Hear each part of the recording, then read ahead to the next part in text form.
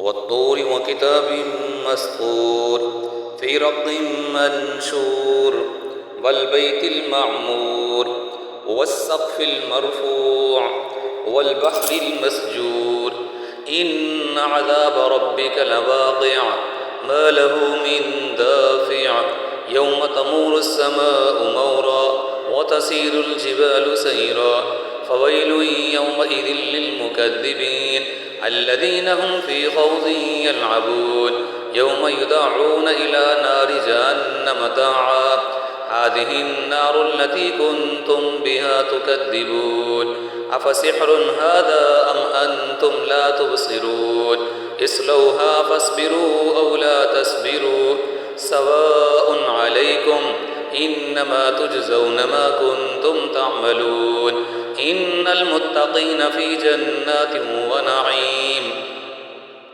فاكهين بما آتاهم ربهم ووقاهم ربهم عذاب الجحيم كلوا واشربوا هنيئا بما كنتم تعملون متكئين على سرر مصفوفة وزوجناهم بحور عين والذين آمنوا واتبعتهم ذريتهم بإيمان ألحقنا بهم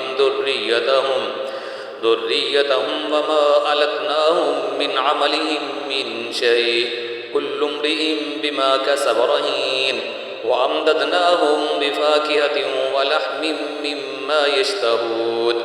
يتنازعون فيها كأسا لا لغو فيها ولا تأثيم ويطوف عليهم غلمان لهم كأنهم لؤلؤ مكنون وأقبل بعضهم على بعض يتساءلون قالوا إنا كنا قبل في أهلنا مشفقين فمن الله علينا ووقانا عذاب السموم إنا كنا من قبل ندعوه إنه هو البر الرحيم فذكر فما أنت بنعمة ربك بكاهن ولا مجنون أم يقولون شاعر نتربص به ريب المنون قل تربصوا فإني معكم من المتربصين أم تأمرهم أحلامهم بهذا أم هم قوم طاغون أم يقولون تقوله بل لا يؤمنون فليأتوا بحديث مثله إن كانوا صادقين